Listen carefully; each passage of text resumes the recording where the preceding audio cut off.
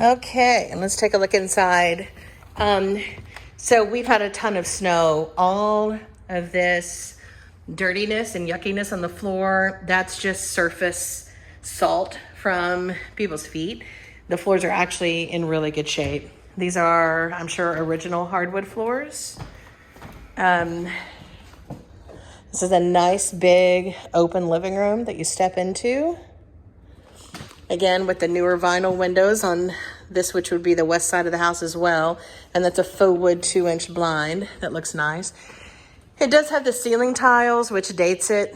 You can pull those down and there's probably finished drywall behind it. Or you can just leave it. They're fairly neutral, but they do date the house a bit. So we don't have, or maybe we do have a chimney. No, it doesn't look like we have a working chimney, but we do have a gas stub out here. So you could buy ventless gas ceramic logs to have the full fireplace feel here. The walls are a paneling. And behind it is, I don't know, maybe drywall, maybe plaster.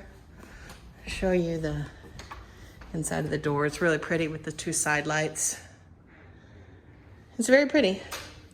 As far as size,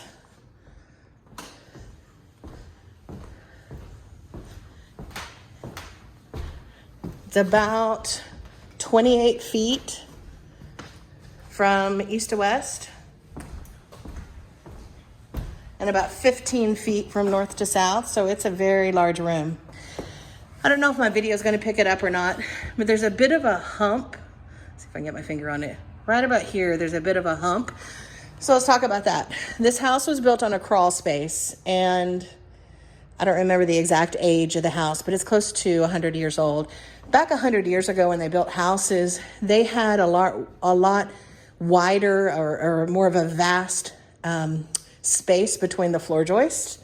So because of that, we have what's called heaving and hoeing, where if you've got one floor joist here, one floor joist here, if it's too far, eventually over time, the floor will sag and then it'll heave on top of the pier and then it'll, so it kind of does one of those. The fix is pretty easy. When you've got a crawl space, as long as you've got a decent crawl space opening, which on this one, I see that you do have your duct work for your heat and air, your central heat and air in the crawl space. So I don't know, it may be hard to get to, but assuming it's not hard to get to, you hire someone to go in and install some extra piering to give it more support. So it's not a huge deal. And it may be that, so this is where the heave is, and then it goes down to this load-bearing wall. So it's just probably not the best design idea, but then again, we've learned a lot in 100 years of building houses. So, okay, this is our kitchen. It's a really good shape, very large. The tile, again, kind of dates it.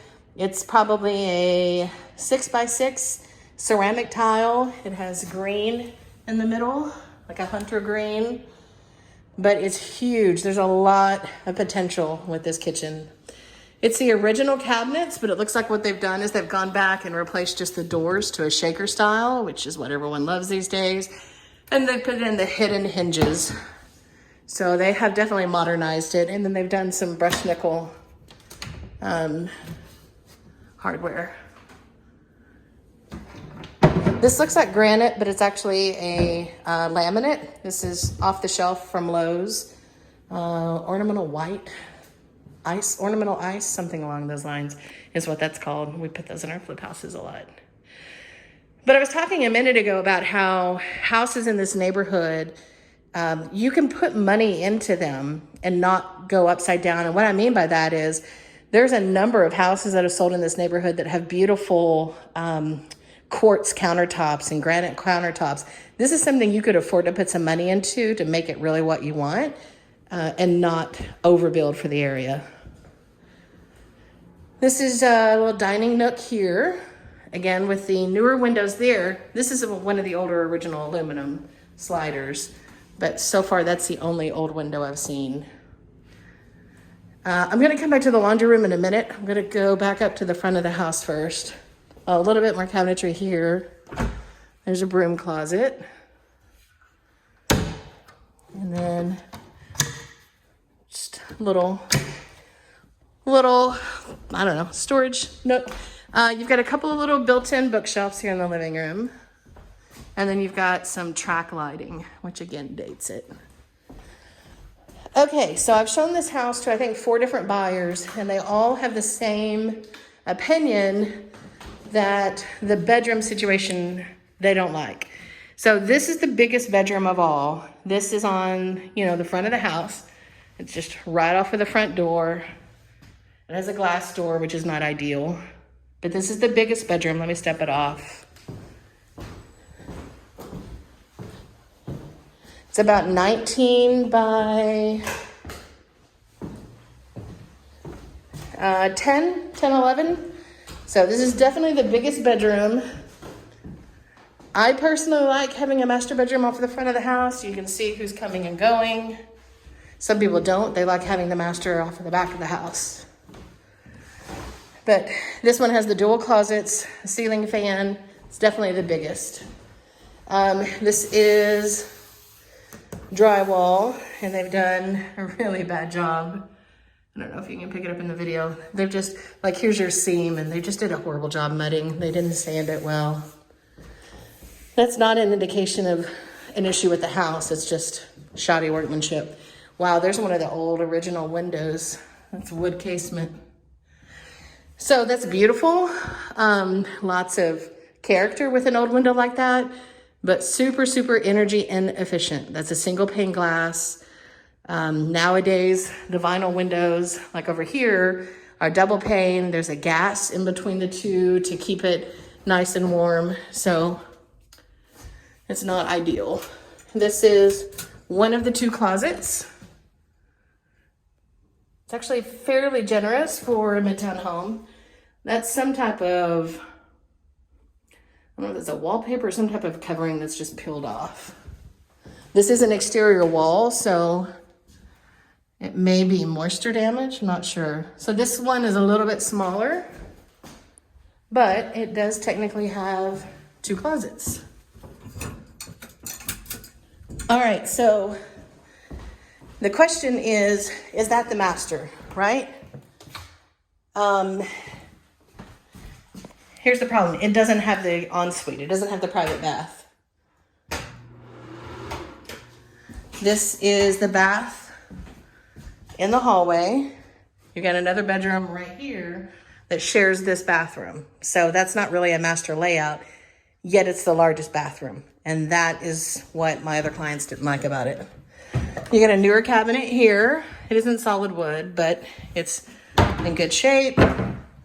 You always need storage space in these older houses. That's like a cultured marble countertop.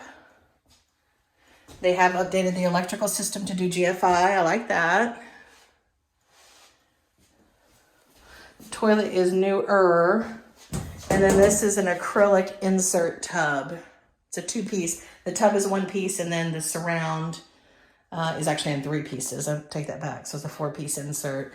And then brushed nickel on your hardware.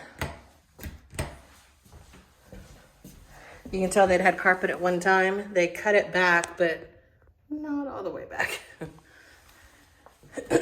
Okay, bedroom number 2. This guy is super small with a really heavy texture on the wall that makes it feel even smaller. Super, super heavy texture. I like how they did the wood on the ceiling. That's unique. I suppose this could work for a crib or a little day bed or an office. And those are the original windows as well there. Here's the closet. Pretty good size. And another closet. So that's going to be your heat and air duct. But you could hang a rod here and have a little bit more storage if you like. And some built-in drawers there. This one, the door is right off of the living room. You got a digital thermostat. Okay, now this brings us to what I feel like is actually the master, and because it has the ensuite, but it's so much smaller. It's about 9 feet by 16.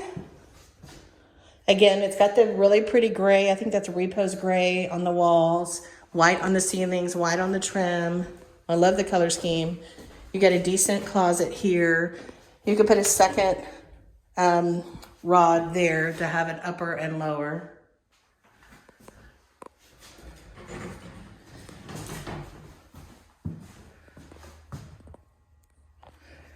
It's just smaller, unfortunately. Okay, this is the master bath. So they would have had a pocket door here at one time and they've taken it out.